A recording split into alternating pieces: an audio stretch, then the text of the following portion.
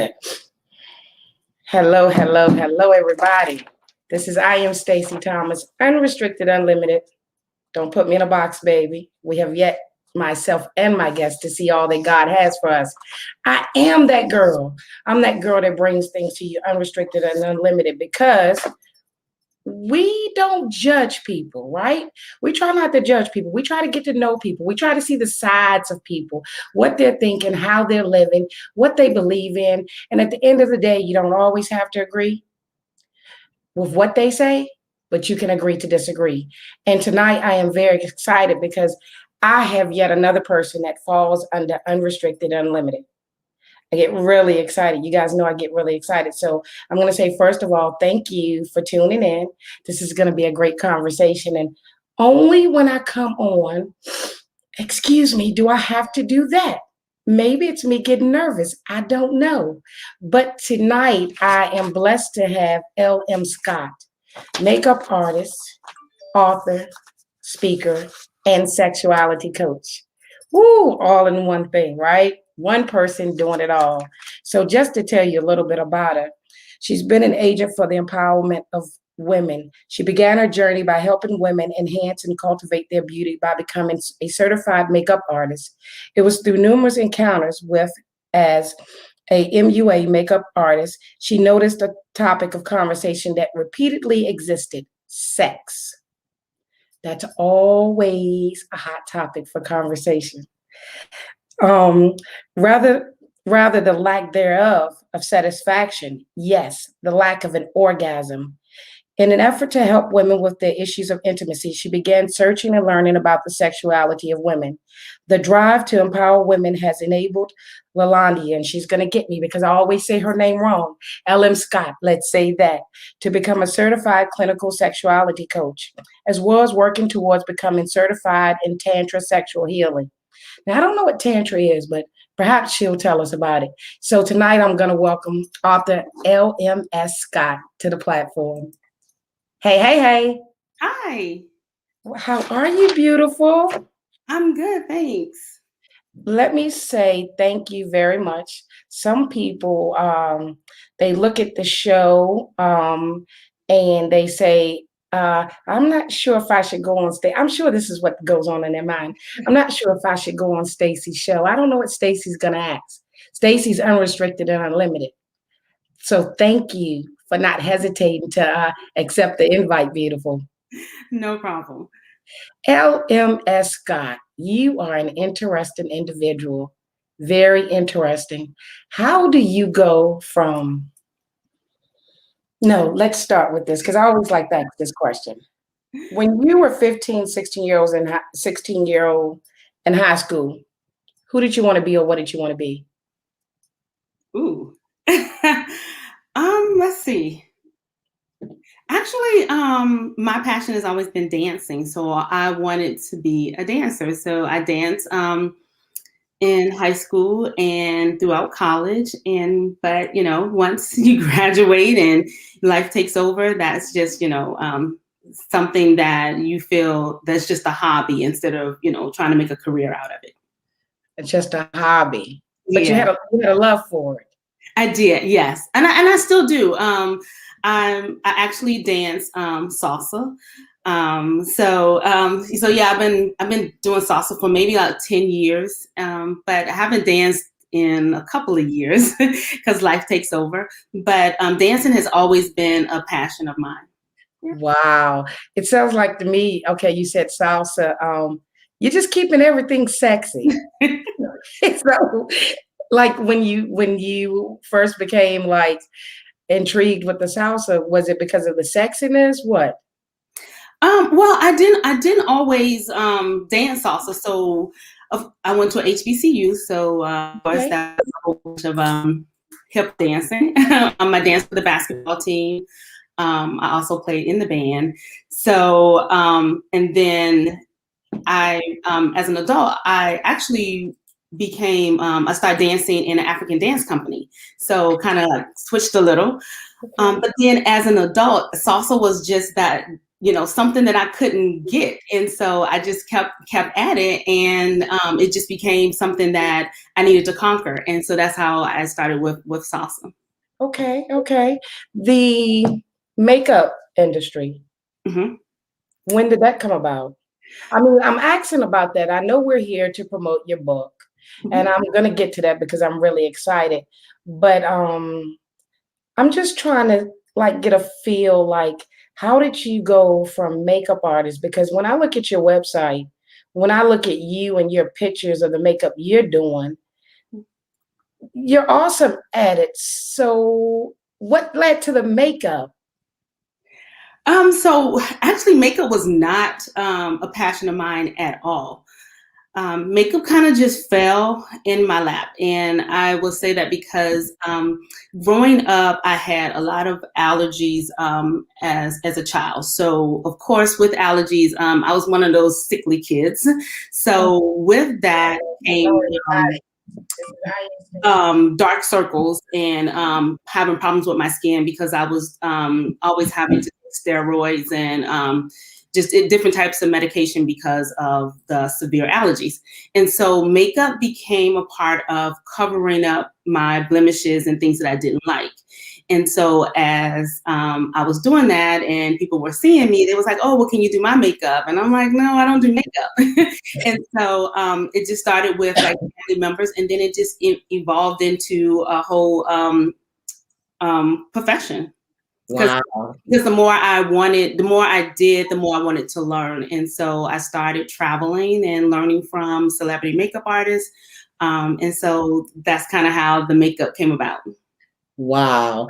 And had you ever imagined that the conversation that you were having in your chair would get you to on the platform where you're at now? Not at all. Actually, sex was not even so I grew up with the whole stigma with, women and girls need to be seen and not heard. There were some issues with, not, I won't say issues, but, growing up in the 70s, I'm a 70s baby. So growing up in the 70s and 80s, during that time, it was, females not supposed to, do certain things. And so, so I've always kind of suppressed that part of myself because, it was taboo to talk about it. You definitely don't do it and talk about it. So, and that's just sex in general. So that was never something that I even wanted to share with anybody. That was just something that was, instilled in me that that's something that you deal with you and your husband in your bedroom and nobody has to know. And so that's, so actually writing this book and just being able to talk about sex is nothing I ever would have thought I would be doing. Wow. I know that feeling. I know that feeling. So, excuse me, I told you it only starts when I do the interviews. So in writing the book, did you find yourself things start okay. So you're led to write a book. When you first decided to write the book, did you know you'd have so much information, or what did it just start flowing? It just started flowing. Writing a book was actually therapeutic for me Okay. because there were so many women that were suffering in silence, which I knew all about. Because if there was an issue that I didn't know about is regarding sex or something I wanted to experience, I didn't, you didn't talk about it. You had no one you didn't have anyone you can go to talk about that or get advice from, because it was almost like an embarrassing topic. So I didn't want any woman to have to go through what I went through with not knowing and being afraid to ask the question. So, so all I did was just put everything in the book that I just knew women needed to know. Wow. I'm going to I'm not going to like read your book, but I'm going to read something. Okay. You said, in this book, I provide the mythology and the art of masturbation. Masturbating allows you to unlock your orgasmic potential through sexual pleasures. Your sexual pleasures are realized by getting in touch with your body, providing you with the knowledge of knowing what you like and dislike and finding your erogenous zones, your pleasure sensors. And then you say, but wait, there's more. And I'm thinking, what else could there be? This book also provides the importance of using meditation as foreplay. Meditation clears your mind, allows you to be present in the moment, and increases sexual energy. Of all things to talk about, you're not talking about the positions. Most people, they want to tell you what position you should try. Mm-hmm. They want to tell you how to turn her on. Like they tell you, wear perfume, keep your body clean, buy a rose, and for the men, buy roses, blah, blah, blah. But you're really letting women know that they need to focus on themselves. Yes. Masturbation. I keep saying that because it is taboo. Mm-hmm. It is taboo. Masturbation is, and I know people say, Stacey, get so real or so personal. You know, for me reading this book, I'm not saying that it was heavy on my mind, like that it was a sin. But I guess part of me, because of the way I grew up or listening to the people in the church, part of me would wonder if it was a sin. So much so, we're all grown people on here, so much so that I had found myself before asking for forgiveness for masturbation. Okay. Ain't that something? Yes. You know, somebody gonna say, Stacey, that was too much information. But when you grow up and people telling you that something's wrong or you're gonna go to hell or you're sinning and you find yourself doing it, we want to be more open-minded, Scott. We want to be more open-minded. Mm-hmm. And we try to be more open-minded, but it's still in your mind. So why are you telling me, Scott, that it's okay to masturbate? Why? So I'm saying it's okay to masturbate because one of the things that we as women want to do all the time is please our partner. That is the ultimate goal, is making sure that he's pleased. But how are we pleasing him if we can't please ourselves? So we need to know our body. We need to know what is going on with us so that we can be, a better lover to our partner. And how to be a better lover to your partner is being a better lover to yourself. So masturbating gets you in touch with yourself and knowing what it is that you like and what you don't like, and being able to communicate that to him so that there is a better overall sexual relationship, not only with him, but or her, but a overall better sexual relationship with yourself. I am glad that you are enjoying what you're doing.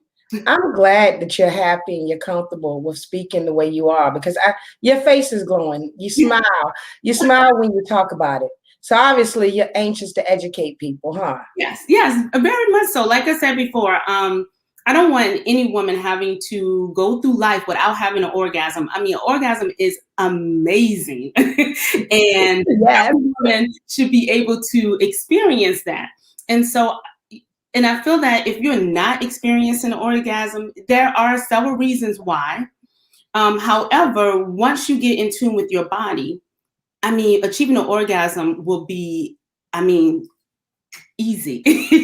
Easy as 1, 2, 3, seriously. And so we really need to know our bodies to be able to do that. And we cannot depend on a man to fulfill that need for us. We need to know what it is and how it feels so that we can communicate to him what it is that we want him to do so we can achieve an orgasm through penetration. Now, that's another thing. A lot of women do not receive or not achieve an orgasm through penetration, and it is possible. That is something that is truly possible, but we need to know how to do it so that we can communicate that so that we are actually achieving that orgasm. That's interesting, because there are a lot of people that, there are a lot of women. I've heard women say they've never gotten an orgasm. Mm-hmm. Or the only way they can receive an orgasm is that if they have oral sex. Right. You're saying that, I guess, are you saying that like when we know our body more, when we learn more about our body and we take the time to appreciate our bodies, it helps with orgasms when we're actually engaging in Yeah. sex? So the analogy that I use with my friends all the time is that if I don't know where I live, how can I tell my friend how to get to my house? So you have to know your body so that you're really knowing the blueprint of your body so that you can communicate that with your partner so that you can achieve that orgasm. And like I mentioned, it is truly possible to have an orgasm through penetration, but first it's really knowing what it is that you like and how you like it. Because I mean, there are, and even with oral sex, like there are so many women that I came in contact with that are in same-sex relationships that still do not receive an orgasm. So there are a lot of women that really need to know to get familiar with their body so they can, have this wonderful, pleasant experience that I feel that every woman should be able to achieve every single time they have any type of sexual stimulation, whether it's by themselves or with a partner. It's funny because I don't know how old you are. When you said you're a 70s baby, I'm a 70s baby. It's something how, okay, so you're writing this book in your 40s, right? Yes. I started writing in my 40s. There's a big difference in what we want to know about our body when we're over the age of 35 or 40. Mm-hmm. I mean, because in the 20s, I don't know about you, but I said to some people in my 20s, now I ain't saying I was fast, but when I did do it, I really won't thinking too much about orgasm. It didn't seem like it was important. It seemed like the act itself, mm-hmm. what he was doing, what I was doing. You know what I'm saying? Right. I mean, do we really know what we're doing in our 20s, or we're just going with the flow? If nobody's telling us what you're telling us now, women don't know even in their 20s when they enter into a relationship, he's not the only one that should be pleased. Right.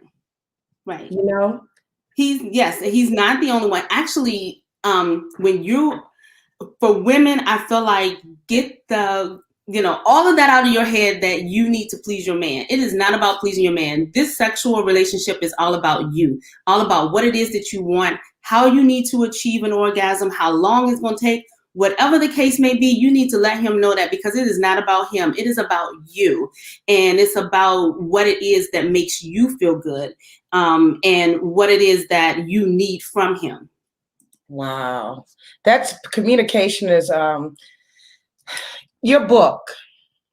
I know you said it's for women, right? Yes. But because communication is very important, this is just my opinion. You're the author, it's your baby. But I think it's a book that men can read with their women.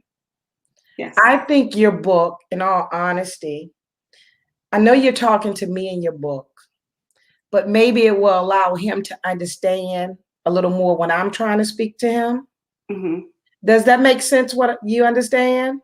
Yes, I mean, I've had a couple of men who have read the book, and they said it's very insightful, because that's some things that they didn't know that we need. So one of the things that I talk about, and I'm not sure if men know, I'm not sure if women know that women have just as much erectile tissue inside our bodies that men have on the outside.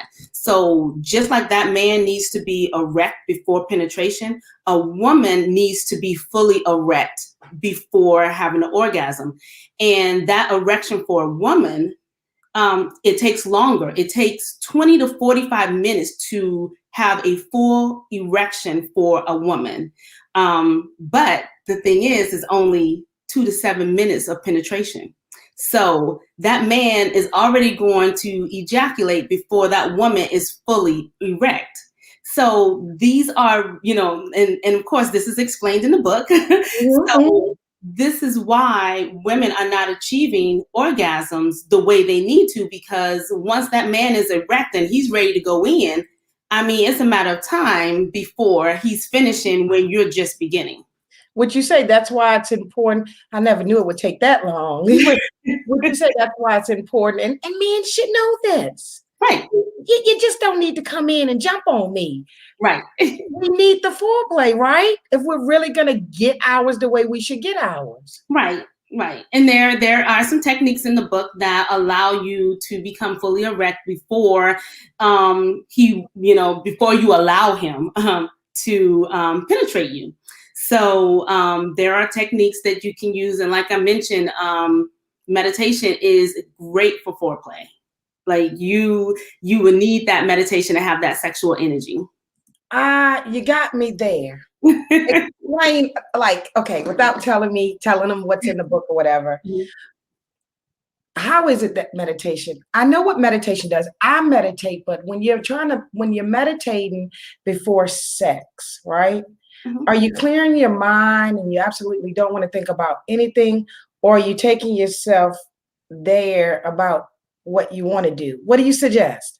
So with meditation, so there's two reasons why I feel that we need meditation as foreplay is because, number one, with women, our minds are constantly racing, whether it is the children, work, having to cook dinner, whatever the case may be. Like, our minds are constantly racing. And even doing sexual encounters, like, we're still trying to think about, okay, is this position making me look fat? Is my stomach hanging over? If, my butt too big? We're going through all of these things in our heads as we're having these sexual encounters. And so meditation allows you to clear your mind and be present and focused in the moment. So that's why we really need that meditation. And then along with meditation, you're doing breath work. So breath work is just breathing in and out, because when you're doing breath work, it's firing up those parts. Okay. I have a few more questions. I don't want to hold you up all night. Are you okay? Yes. Okay. One more thing out of the book, because I said this to Lover. Here we go again. Too much information. Your book, just like, I got up, I started drinking my coffee. I said, okay, I'm going to read, right? I couldn't put it down. And then Lover wanted to go somewhere. And I'm standing there like, but I'm almost finished this book. I don't want to stop right now. And then I said, you know what? I can read on the way. But it was funny because when you said something about, unlike the penis, the clitoris takes 20 to 45 minutes to become fully erect. I got to say, you said, you do the math. And I said this to Lover. If Jane and John are having sex, John spends 10 minutes on foreplay and 5 minutes of penetration before he ejaculates. How many more minutes does Jane need before she orgasms? So Love is sitting there trying to think. I forget what he said. So you're like calculating in your head. Calculating. And I looked at him and I said, Jane needs a new man. Definitely. Scott, I say Scott because I don't want to mess up your beautiful name, but it made me laugh. Scott, what? How do I say this? This book is just different.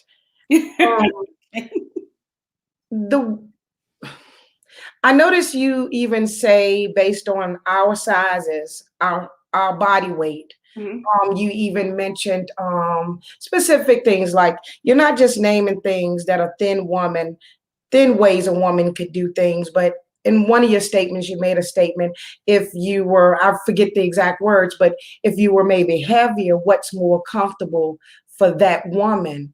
Mm-hmm. It's a good thing because you are speaking to all women in the book. But I have to tell you something I am curious about. People say some men try to play it off, a vagina is a vagina, a vagina is a vagina. It's not. No. And after reading your book, I'm not going to tell everything, but does the shape of it have something to do with, like, how will our orgasm? Like, do you think I gotta try certain positions if it's shaped like this or shaped like that? Well, and so there are. You know what? I'm sorry, ladies. When reading this, you might gonna want to shave and look at what shape yours is. if this will help us, shave and look at it. But go ahead. Even look at it, okay. So with the different shapes and sizes of vaginas are definitely unique to you. But like you said that, and there's pictures in the book, because we as women don't have really a baseline of what vaginas look like. I'm not, coming over to your house before we going out. I was like, Stacey, look at my vagina. What you think about this? Did my vagina go with these shoes and purse? Do I need, what? So we don't really know what the baseline of what is a normal vagina. And so I do have pictures in the book that will let you know. Well, it won't even let you know. It's just a guide of what a vagina looks like. And if yours do not fit in one of these categories, it's okay, because vaginas are unique to the individual. But there are so many women who don't even know what their vagina looks like. And so that's another problem. So we really have to, okay, I don't know about the the shave and look, but I mean, you can actually look at your vagina, and your vagina is beautiful. It is uniquely made for you. And as we get older, our bodies changes, things may shift. So what may work for you at 20 or 30 may not work for you at 40 or 50. So that's something that we have to take into consideration as well. You're not saying that's going to sag too, are you? Girl, everything sags. Oh. You just got to know how to use it. I know that's right. It would be nice if our breast was like perky 24/7 all of our life. But yeah, that don't happen either. So you got to get that good support bra to push you up. It's the same thing with your vagina. You got to know how to use it. When I looked at the pictures, I said, I got to see which one mine.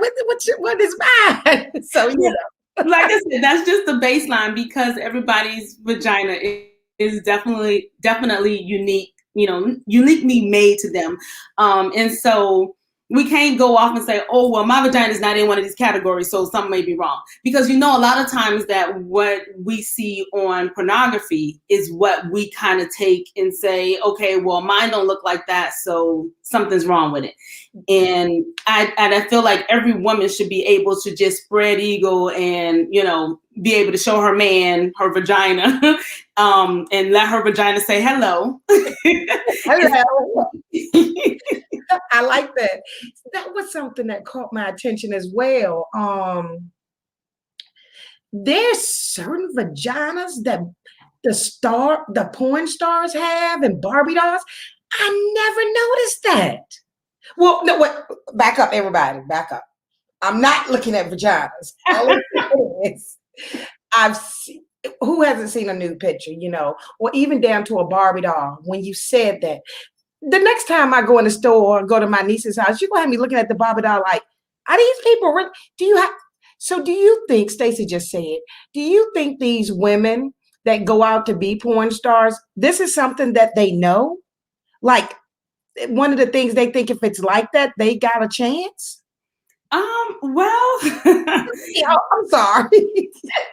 You're looking something else. So with vaginas, there is it's just like being a model on a magazine. There are certain standards that people want to see or feel that they think is a perfect vagina. And just because yours may not look like that does not mean yours is not perfect. But it's a standard. It's an industry standard of what whoever's in that industry or who's ever doing the filming feel like a vagina is supposed to look like. And most of the time, we don't fit into that category. I see you, TC. And then, and like that comment just now, there are porn stars that, honey. Yeah. I made it on the screen. Yeah, some of them look like they've been rolled hard, beat up, and abused. But anyways, that's another story. I really want to see this because she really went to work right here. Who can enjoy their level when something is going on in our heads like I I put the dog food down before I came to bed? Did I take it up before I came to bed? Did I put the food up, etc.? We need that time to really relax. It's so much more enjoyable when I'm in the right headspace. Real talk. Oh, wow. Yes, Wow. and definitely. So when I talk about meditation, before meditation is foreplay, that's really when we're masturbating.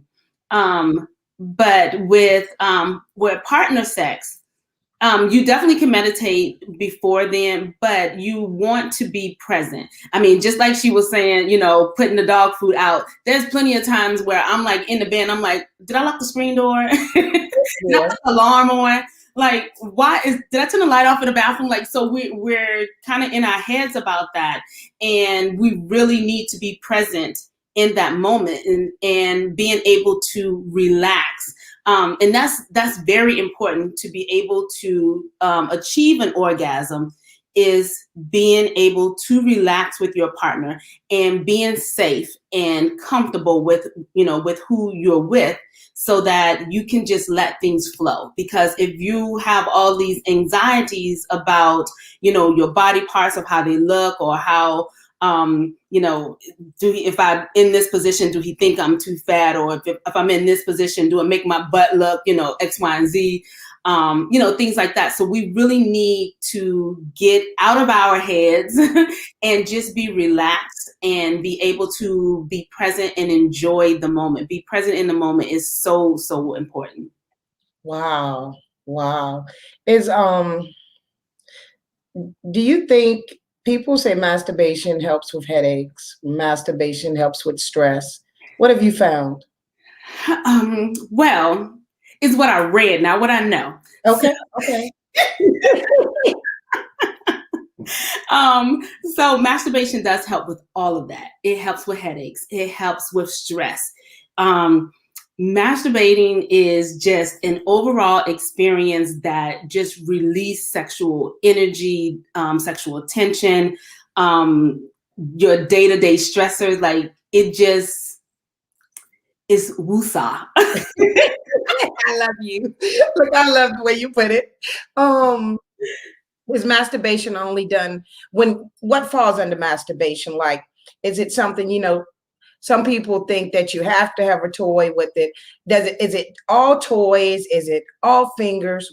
What is it? So masturbation is just stimulating yourself, basically. It can be toys, it can be fingers, it can be whatever it is that that you want to use. So one way that is a sure way to receive an orgasm, especially with partner sex, is that if you masturbate prior to, now I'm not saying like you go and masturbate and then 5 minutes later you get into bed. No, so like if you're masturbating earlier that day, but you make sure you do not masturbate to the point of an orgasm, which is called edging. Okay, edging. So you're getting, you're getting to that point, but you're pulling back. And like I mentioned, because it takes that 20 to 45 minutes to be fully erect.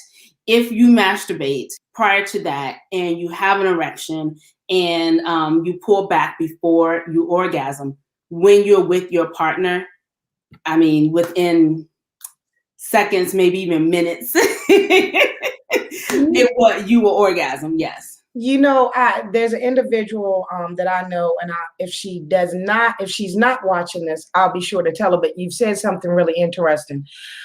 As far as edging, you done gave me a new word. I'm gonna say the level. I'm gonna edge before you get home. No, I'm only kidding. A lady said to me one time that she loves her husband, but she had a problem. By the time he touched it, within seconds, he was ready to get his. And she was just so unsatisfied and unhappy with that. Mm-hmm. But you just said something good, because for women that are going through that, mm-hmm. if they love their man, they don't want to run out on their man, but he's not totally able to last that long. Mm-hmm. Start edging. Yes. But that's not easy. It's not, but it's something that you definitely practice. Another way for Yes. So that is the edging when they, slow down and all of that. But there is a magic button for men also when they are about to ejaculate. There's a magic button right under, like Okay. next to his anus, but it's very close to it. If you apply pressure to that area, it will stop the ejaculation. Say But it ain't so. however, our men, you Mhm. can't even go near that area sometimes. Most men. So I would say most men don't even want you to even be in that area. It's like, don't touch that. But edging is a great practice for men and women. That's the comedian out of Richmond. Don't pay him no mind. Come over. But edging is very very good practice for men and women because another way it will allow you both to be able to get to that point together, which is another great way of connecting and connecting with your partner, is that both of y'all being able to have an orgasm together. Wow. You got a lot of good stuff. You got a lot of good stuff. As far as you being a sexuality coach, are you taking clients or will you be taking clients? What's going on? So right now, my clients consist of classes. So I teach meditation, masturbation classes, and it's usually in a group setting I try to do 4 or less. And but I have been in contact with some men, and I think that I might have to be able to extend my services to men just to give them an insight of how to communicate to their partners not communicate, but receiving the communication from their partners about what it is that they want. Because a lot of men think that women are cookie cutters. That I tried this with that person, so it must work with this person. And that's not the case. And so being able to actually coach, men to be able to communicate or receive the communication from their partners as to what it is they need to be able to have an orgasm. Okay. Okay. Do you want to answer one question or? Well, I see this says, is masturbation more fulfilling with a toy? In my opinion. So there are several ways that you can masturbate, and it depends on what you're trying to achieve. So if you're trying to achieve, because there are different type of orgasms. So if you're trying to achieve a clitoral orgasm, you don't need a toy. If you're trying to achieve a G-spot orgasm, you would definitely need a toy to achieve that. And then there's also the blended orgasm. So in my opinion, I feel like if you want to achieve a G-spot orgasm, which is an orgasm that allows you to ejaculate, which female ejaculation is squirting, to achieve that, which is an orgasm that is amazing. I will say that squirting and orgasm are 2 different things. So you can achieve an orgasm and squirt by using a G-spot toy. So if you are trying to achieve an orgasm or masturbate, trying to achieve an orgasm with your G-spot, you would definitely need a toy. But clitoral orgasms or clitoral masturbation, you can use your fingers. Okay. I wasn't going to ask this, but you brought it up. Okay. So it's not that only Jane can squirt and Molly can't. It's all, here we go again. It's all in how we know our bodies. Right. And what we need to do. Yes, it's all about, so if you want I feel that every woman have the capability of squirting. And squirting is really being able to know that spot. And that spot is fully erect. It's sponge-like, it's like a sponge-like texture. And what happens is once that sponge kind of like fills up, it just kind of bursts. Okay. And that's what squirting is. Okay. And it's being able to stimulate that area constantly to have that feeling build up in it. Okay. Beautiful. You know, I said I'll try not to hold you long. You didn't seem uncomfortable. This has been an awesome conversation, and I want you back on the show. That's number one, for more good conversation. So whenever you're ready, okay? Okay. I'm looking forward to, and that's for any of the local women that we have on here. I think we all need to get together and have a class. And the meditation masturbation class. Yes. So to repeat, if anyone on here wants to bring you in, you prefer a setting of 4 people? Yes. So it's all about being comfortable. So I try to have a more intimate class because I want the group of women to be comfortable. And usually when it's a group of 4, everyone is usually friends or know each other. So they're be willing to okay, first let me just say it's not an orgy. Okay. I didn't think that. It's not an orgy. You're not touching anybody. Okay. And so I just want women to be able to feel comfortable with their surroundings and being able to ask questions and get insight on how to masturbate, and being safe also with meditation, because with meditation it is very you're closing your eyes, you're focused on, what you're trying to do. So I want women to feel comfortable. I want them to feel safe, and so it's usually more of an intimate setting. So, but if you have more than, I definitely do not do more than 6. So it's between 6 and 4. Okay. Whew. Well, just for a minute, I want to show the book, because all of this you talk about in your book. Well, some of it you didn't go as deep, but the book is, I'm gonna say, and I don't say this about every book, Mm-hmm. but I am gonna say, ladies that are watching, please check out the book. The reason I'm saying check out the book is because it's entertaining, but it will make you say, wow. No one's saying that you don't know anything as a woman, but there's nothing wrong with learning more. And I'm going to remove that banner so we can, let's see. Oh, what am I doing? Okay. Flying solo. Last thing, L.M. Scott. That's what I missed. Okay. The analogy that you used, is that the word? Mm-hmm. In your book, flying solo. Mm-hmm. Sweetheart, you did an awesome job. An awesome job. I'm going to try some of those airplane moves. So everybody, there it is. L.M. Scott, is there anything you want to say before you get off? I'm going to give you time to say how to reach you, but is there anything that you want to say? No, I mean, if there's any questions that anyone have, if they want to have one-on-one sessions or even a group session, they can just reach out to me, and I can make that happen. Okay. And if they want to reach you, let's take this down for a minute. If they want to reach you, we have your contact information.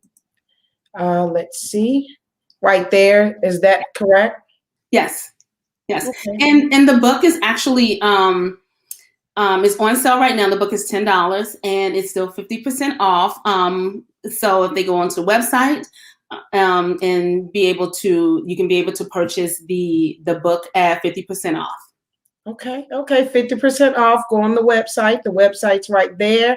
If you guys need to get in touch with her and you cannot reach her, let me know, because I want a class too. Sweetheart. And then the book is also on Amazon.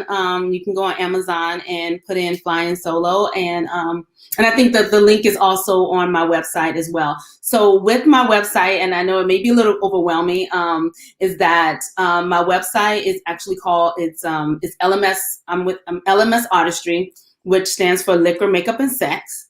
And so on my website, you will see the liquor part, which is a cosmetic line that I have called Drinks on Me Makeup. Then there will be a makeup tab, and it's the services that I provide. And then sex is the sexology, where you can actually find the book. See, you added more. Coming on for the book. Love the liquor, makeup, and sex. Love the website. Ladies, check out her website. Please get the book. Support a sister. She's trying to educate us. She's educating other women. We have young women out there that don't know anything about themselves. Help them out. And let's get some more excitement in the bedroom, ladies. Definitely. Thank you. Thank you so much. I am wishing you the very best. All right. You take care of yourself. If you feel the need to come back on the show, know that you're always welcome to. Okay. Thank you for having me. Have a good one, beautiful. Bye. Bye-bye. Okay. What can I say? God keeps blessing me with these awesome people. As a friend of mine said one time, don't get mad at me, get mad at God. Wasn't she awesome? Wasn't she awesome? And I get a feeling, no, I know there's more. She knows more. She knows more. We were blessed to have an hour. I thank you for watching. Remember, I am Stacey Thomas, Unrestricted, Unlimited. Don't put me in a box. Don't put my guests in a box. Don't let anybody put you in a box. And let's not stress too much about yesterday or worry too much about tomorrow, because if we do, we just might miss living today.